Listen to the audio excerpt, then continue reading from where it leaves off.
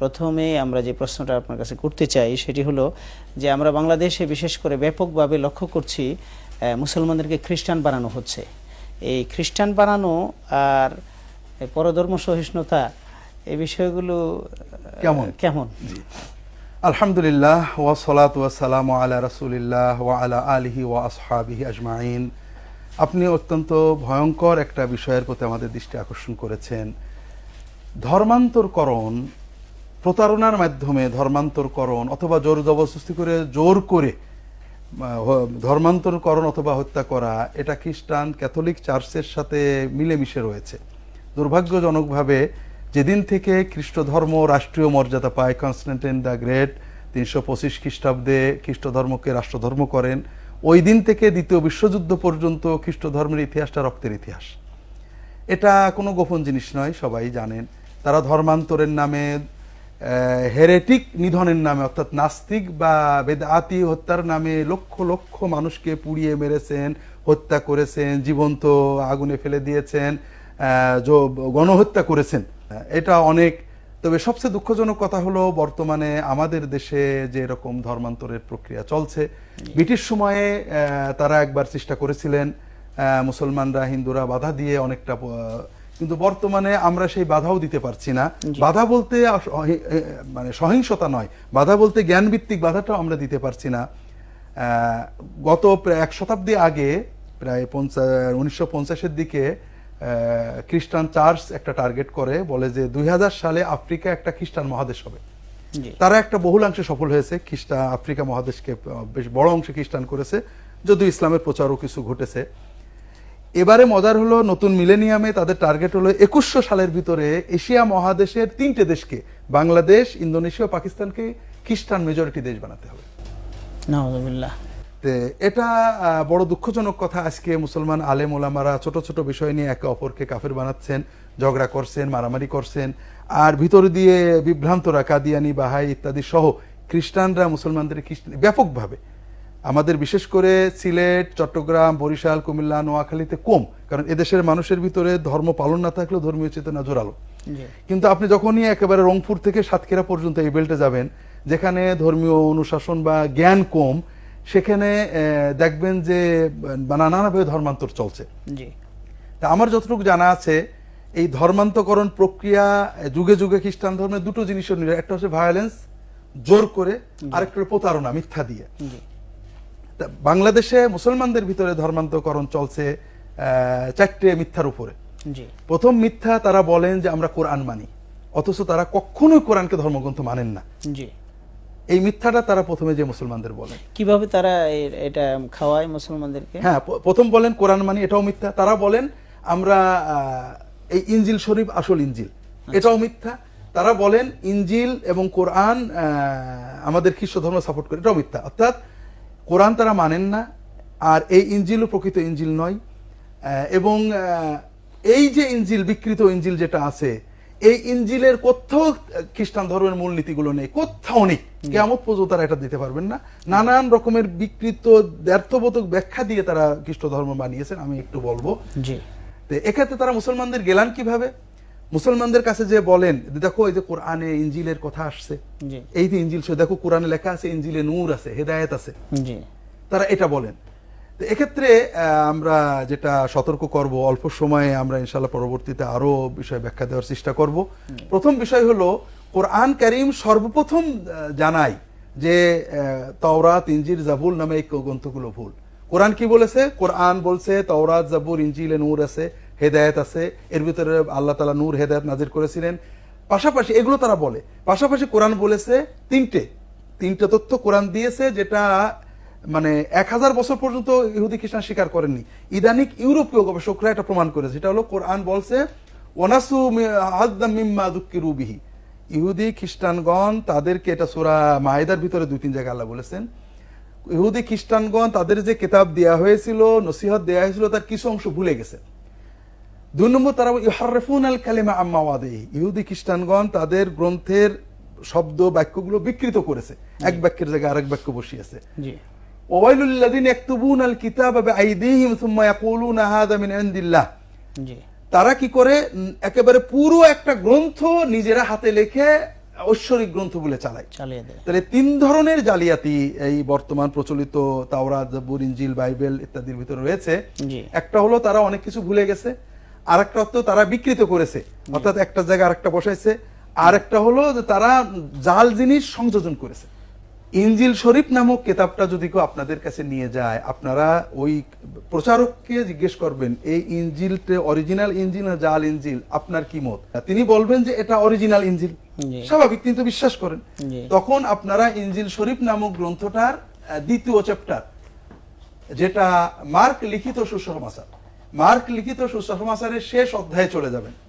শেষ অধ্যায় খুললে দেখবেন শেষে লেখা আছে যে this sign shall follow them that believe, যারা বিশ্বাস করে তারা এই সব কর্ম করবে। কি করবে? They shall carry out serpents, তারা বিষধর সর্প গলায় ঝুলাবে। and if they drink any deadly things it shall not harm them, তারা যদি ভয়ঙ্করতম বিষও পান করে তাদের কোনো ক্ষতি হবে না। তাহলে বাইবেল বলছে, তারা যেটাকে ইনজিল অরিজিনাল দাবি করছে সেটা বলছে যে ঈমান থাকলে বিষ খেলেও ক্ষতি হবে না। তা আপনি ওই প্রচারককে বলেন যে আপনার ইনজিল বলছে যে ঈমান থাকলে বিষ খেলে ক্ষতি হবে না, এটা আপনি বিশ্বাস করেন কিনা? যখন দেখবেন তার স্বীকৃতি দুর্বল, হ্যাঁ করি, মোটামুটি করি, তখন আপনি তাকে 1 গ্লাস বিষ এনে দেবেন, বলে তাহলে একটু খেয়ে আমাকে দেখান যে আপনি সত্যি বিশ্বাস করেন। তিনি কখনো বিষ খাবেন না। যেটা বলছিলাম সেটা হলো তারা কোরআন যেমন বিশ্বাস করেন না, আসলে তারা ইনজিলও বিশ্বাস করেন না। তারা নিজেদেরই বিশ্বাস নেই, এজন্য ইনজিল বলছে বিশ্বাস থাকলে বিষ খেলে কিছু হবে না, কিন্তু একজন খ্রিস্টানও বিষ খেতে রাজি হবেন না। তার মানে তারা নিজেরাই এই ইনজিলকে বিশ্বাস করেন না, এবং এটা বাস্তব। তারা জানেন যে এর ভিতরে অনেক মিথ্যা কথা আছে, কিন্তু তারা প্রতারণামূলক সাম্রাজ্যবাদী উদ্দেশ্যে বা যে কোনো উদ্দেশ্যে রাজনৈতিক উদ্দেশ্যে এটা করে বেড়াচ্ছেন। কাজে যে কোনো খ্রিস্টান ধর্মীয় প্রচারক যদি আপনার কাছে আসে, তাকে আপনি দেবেন যে আপনার বাইবেলে বিশ্বাস থাকলে আপনি বিষ খান। তিনি যদি বিষ খেয়ে মরে যান তাহলে বলবেন যে একজন বিশ্বাসী খ্রিস্টান মারা গেল, আর যদি বিষ খেয়ে বেঁচে থাকেন তাহলে বলবেন যে হ্যাঁ এই ইনজিল সত্য বলে তার বিশ্বাসটা সত্য। তৃতীয় যে বিষয়টা আরো গুরুত্বপূর্ণ সেটা হলো এই ইনজিল শরীফে কখনোই যীশু খ্রিস্ট নিজেকে বিশ্ব নবী বলে দাবি করেননি, বিশ্বর মানুষের জন্য তিনি আসেননি। এই ইনজিলের ভিতরে খুব ক্লিয়ার ভাবে, অন্তত লূক লিখিত সুসমাচার বিভিন্ন জায়গায় যীশু খ্রিস্ট বারবার বলেছেন, আমি শুধুমাত্র কেবলমাত্র একমাত্র ইহুদি জাতির জন্য, I am not sent but only unto the lordship of house of Israel, Israel জাতির হারানো মেষপাল ছাড়া আর কারোর জন্য আমাকে পাঠানো হয়নি। খেয়াল করেন, অত্যন্ত ক্লিয়ার, ব্যর্থবোধকতার কোনো সুযোগ নেই। শুধু তাই নয়, তিনি তার 12 শিষ্যকে বলেছেন তোমরা দিনের দাওয়াত দিতে থাকো, কিন্তু খবরদার কোন পরজাতির দেশে যাবে না, অর্থাৎ যারা ইহুদি নয় তাদের দেশে যাবেই না। এমনকি ইহুদিদের ভিতর একটা জাতি ছিল, তারা নন জুইশদেরকে বিয়ে, সামারিটান বলা হতো তাদেরকে, কোন সামারিটানদের গ্রামে তোমরা যাবে না, শুধুমাত্র ইহুদিদের গ্রামে যে দাওয়াত দেবে। এবং দুর্ভাগ্যবশত বর্তমান বাইবেলে আছে যে তিনি ইহুদি যারা নয়, নন জুইশ যারা বনি ইসরায়েল না, তাদেরকে কুকুর এবং শুয়োর বলেছেন। তোমরা মূল্যবান বস্তু কুকুরের সামনে দিও না, মুক্তার হারটা শুয়োরকে পরাবে না। অর্থাৎ তোমরা দিনের দাওয়াতটা এই শুয়োর কুকুর যারা, অর্থাৎ নন জুইশ পিপুল বা স্যামারাইট পিপুল, এদেরকে দেবে না।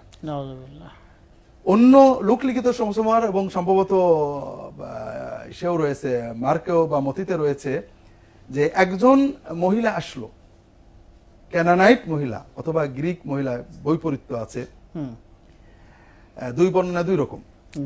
মূল কথা তিনি ইহুদি মহিলা নন, জুইশ নারী নন।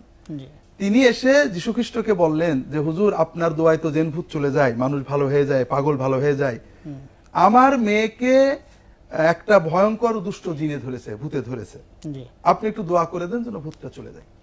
তিনি কিছুতে রাজি হলেন না। তিনি কি বললেন, না আমি শুধুমাত্র ইহুদি ছাড়া কারোর জন্য প্রেরিত হইনি, অর্থাৎ আমার ধর্ম যেমন ইহুদিদের, আমার দোয়াটাও শুধু ইহুদিদের জন্য। খেয়াল করেন, আমরা মুসলমান অলি বুজুর্গ পীর মাশায়েখদের কাছে মুসলমান দোয়া তাবিজ নিতে যাই, কখনোই তারা বলেন না যে তুমি যেহেতু মুসলমান না তোমার তাবিজ দেবো না, অথবা তুমি যদি ব্রাহ্মণ না অথবা শূদ্র না বা সৈয়দ না এখনকার না তোমাকে তাবিজ দেবো না। অথচ বাইবেলের বর্ণনা আমরা বিশ্বাস করি কখনোই যিশু এরকম বলতে পারেন না। তিনি কি বলছেন যে আমি তোমাকে দোয়া দেব না, কারণ তুমি জুইশ না। জি। তখন মেয়েটা খুব কাঁদতে লাগলো। তখন মুরিদেরা, শিষ্যরা বললেন, হুজুর ওনাকে একটু দোয়া দিয়ে দেন, চলে যাক, কেনে কেটে আমাদের মাথা খারাপ করে দিল। জি। তখন তিনি কি বললেন? It is not meet to take the children's bread and cast it to dogs. এটা মোটেও উচিত নয় যে সন্তানদের রুটি কেড়ে নিয়ে কুত্তাকে দেওয়া।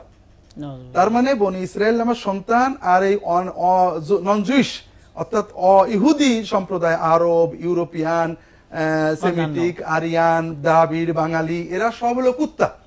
কাজে আমার সন্তানের খাবার কুত্তাকে দিতে পারি না। তখন ওই মেয়েটা বলল যে হুজুর কুত্তাও তো কিছু সন্তানের কিছু ঝুটো টুটো খায়, ঠিক আছে তাহলে পেতে পারো।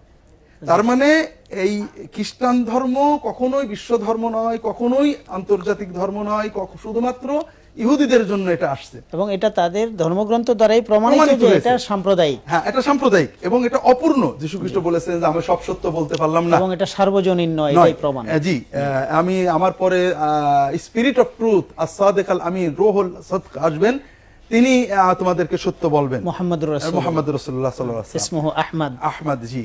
এই জন্য বিষয়টা হলো লম্বা কথা, আমাদের যেটা সংক্ষেপে বুঝতে হবে যে আমাদের জাতিকে আমরা কেউ যদি ইচ্ছা করে কেউ ধর্ম গ্রহণ করে, এটা তার নিজের ব্যাপার, অন্য ব্যাপার, নিজের ব্যাপার। কিন্তু আমরা প্রতারণামূলক ভাবে মিথ্যা কথা বলে, এই মিথ্যার ইতিহাসটা বলে আমি শেষ করব। এই যে আমাদের আর দুইটা সংক্ষেপ প্রশ্ন আছে, আমি মিথ্যার কথাটা না বললে নয়। মিথ্যা কেন আসলো? আসলে হযরত ঈসা আলাইহিস সালাম তিনি দিন, সত্য দিন দিয়ে চলে যান। তারপরে একজন প্রতারক আসে, তার নাম ছিল শাউল, তিনি নিজে নাম দিলেন পল।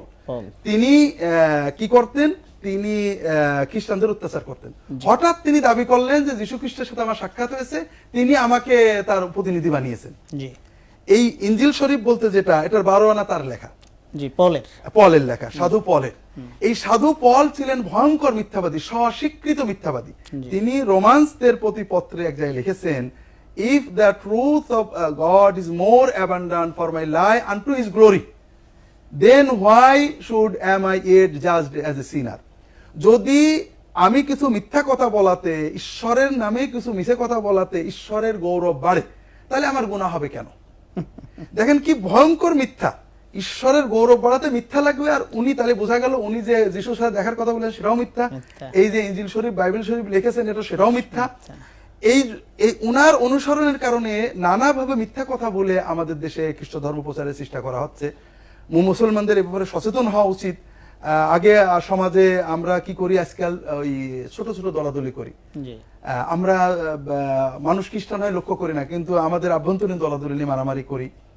একটা আবেদন আমি মুসলমানদের কাছে করব, সব ধর্মের মানুষের ধর্মীয় স্বাধীনতা রক্ষা করা আমাদের দায়িত্ব, কিন্তু আমার ধর্মের মানুষকে প্রতারণা করে বিধর্মী করা হবে এই অধিকার কারণ নেই।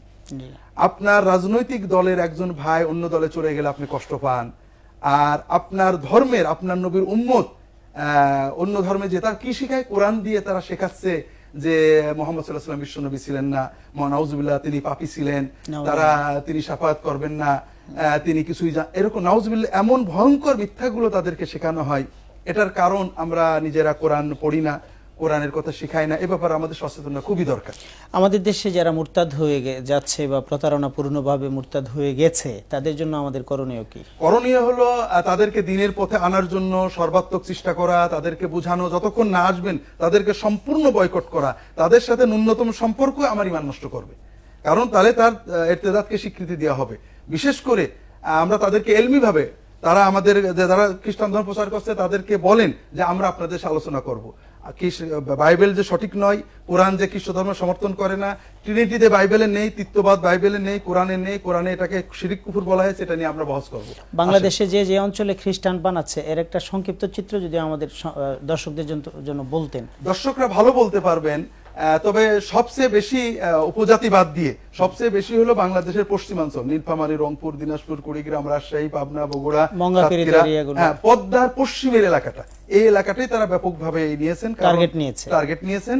আমরা আশা করব আপনারা সবাই সচেতন হয়ে দিন প্রচারের জন্য চেষ্টা করবেন। এ ব্যাপারে সবাইকে সকল ভায়োলেন্স, হিংস্রতা বাদ দিয়ে আদব আখলাক এবং ভদ্রতার ভিতরে দৃঢ়তার মাধ্যমে আমরা আমাদের দিনকে রক্ষা করার চেষ্টা করব। মিলেনিয়ামে তারা যে এই দক্ষিণ পূর্ব এশিয়াকে নিয়ে একটা পরিকল্পনা করেছে, এটা যদি আমাদের দর্শকদের আবার বলতেন যে বাংলাদেশ আর কোন কোন দেশ? বাংলাদেশ, পাকিস্তান এবং ইন্দোনেশিয়াকে খ্রিস্ট ধর্ম প্রধান দেশ বানানোর জন্য তারা ব্যাপক ভয়ঙ্কর টার্গেট নিয়েছেন। আল্লাহ তাআলা আমাদেরকে হেফাজত করুন, আমরা সচেতন হই। স্যার, আপনি কষ্ট করে আমাদের স্টুডিওতে এসেছেন, আমাদেরকে এই লেটেস্ট যে আমাদের সমাজের মধ্যে আমাদের মানুষের দারিদ্রতার সুযোগে, আমাদের মানুষের অজ্ঞতার সুযোগে, আমাদের মানুষের ধর্মহীনতার সুযোগে, আলেমদের আভ্যন্তরীণ কোন্দল এবং অসচেতনতার সুযোগে এবং আলেমরা এই ব্যাপারে কোনো দায়িত্ব পালন করছেন না, এই সুযোগে সুদূর 7 সমুদ্র 13 নদীর পার থেকে ইহুদি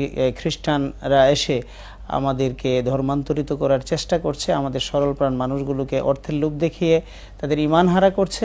এই বিষয়গুলো আপনি পরিষ্কারভাবে আমাদের জাতির উদ্দেশ্যে বা 24 কোটি বাংলা ভাষাভাষী মানুষদের উদ্দেশ্যে চমৎকারভাবে একটা জানান দিলেন। আল্লাহ তাআলা আপনাকে জাযায়ে খায়ের দান করুন। আমরা সবাই যেন এই ব্যাপারে সচেতন হতে পারে, আল্লাহ তাআলা তৌফিক দান করুন।